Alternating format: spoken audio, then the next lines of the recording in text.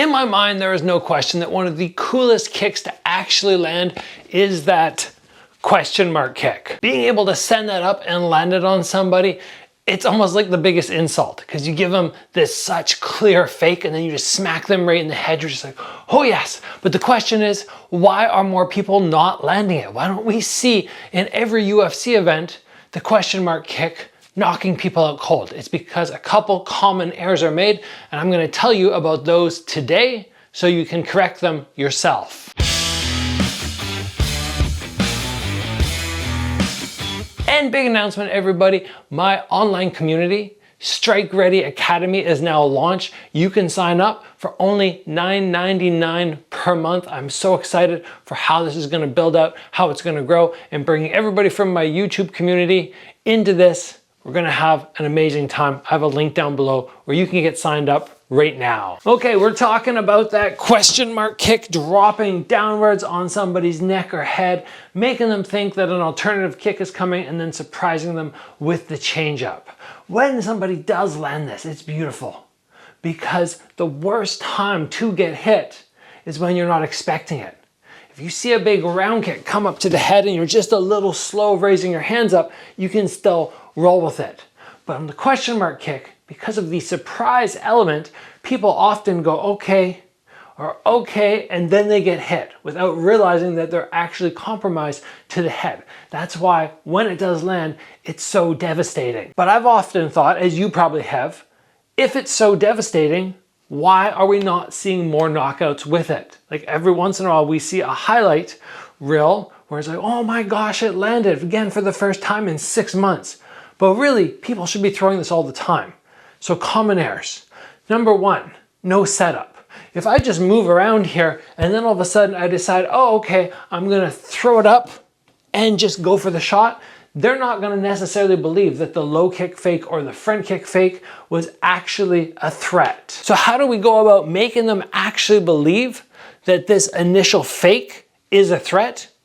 We have to stick them a couple times with the technique beforehand. It's not just from the outside, oh, okay, I'm gonna throw the question mark kick. It's gotta be, oh, I set it up, hit them once, maybe they block once. And then when I start knowing they're gonna reach for it, then I put it up here and then I'll flip it over top. Because as soon as your hands start leaving your head, you've compromised that whole area, which makes this kick really work. And remember, you always have to be on the lookout for what they're doing and how they're reacting. So if I decide I like to throw my question mark kick, not by coming straight up the middle, but by coming sort of rounded like a low kick, I need to throw a low kick and see what is this guy doing.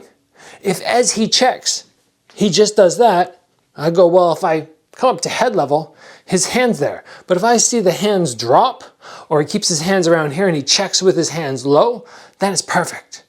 So it either requires that setup beforehand or that recognition that this kick has a chance of landing. You do not want to force it. It's not a kick that can be forced. It's got to be done in the right moment. So I hit him, I go, oh, look at his hands are dropped, I hit him again, maybe look down, and then do that awesome switch. And as I just said, which is really point number 2, but I want to draw attention to it, the eyes are going to help so much. So if I just kind of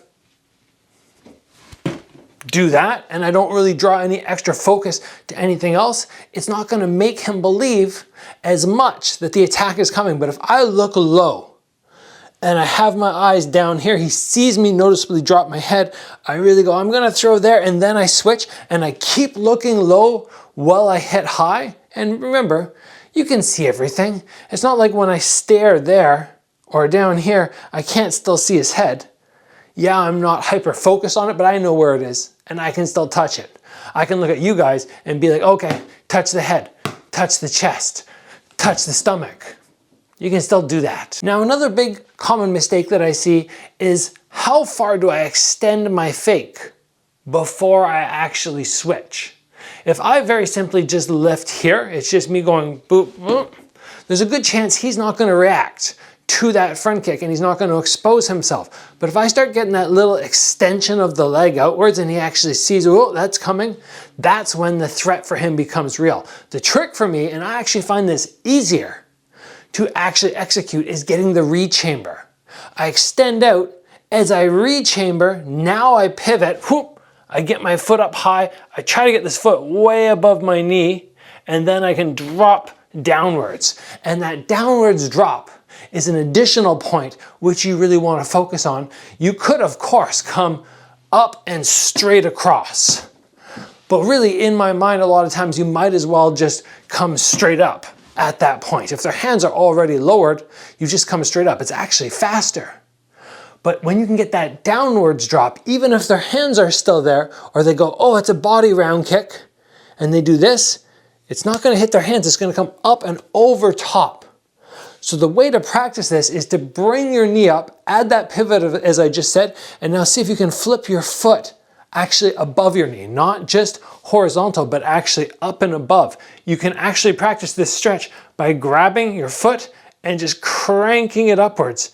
And then you can practice snapping down. And this is why a lot of people don't have the same success as those former K1 stars like Glebe Fitosa, who would come up and boom, come down on top. And even if people's hands were here and they were guarding up properly, he could still land on them. And when we start to see somebody in the UFC or the kickboxing world who can get that downwards drop the way Fitosa did, we're going to start seeing people get KO'd a lot more with this kick. So I suggest you continue to work at the question mark kick. I know many people are prone to trying something once or twice in sparring, going, oh, I didn't have success, and then giving up on it. But this is one of those kicks that is very effective, it's very dangerous, and when you get even semi-good at it, it's going to start landing for you.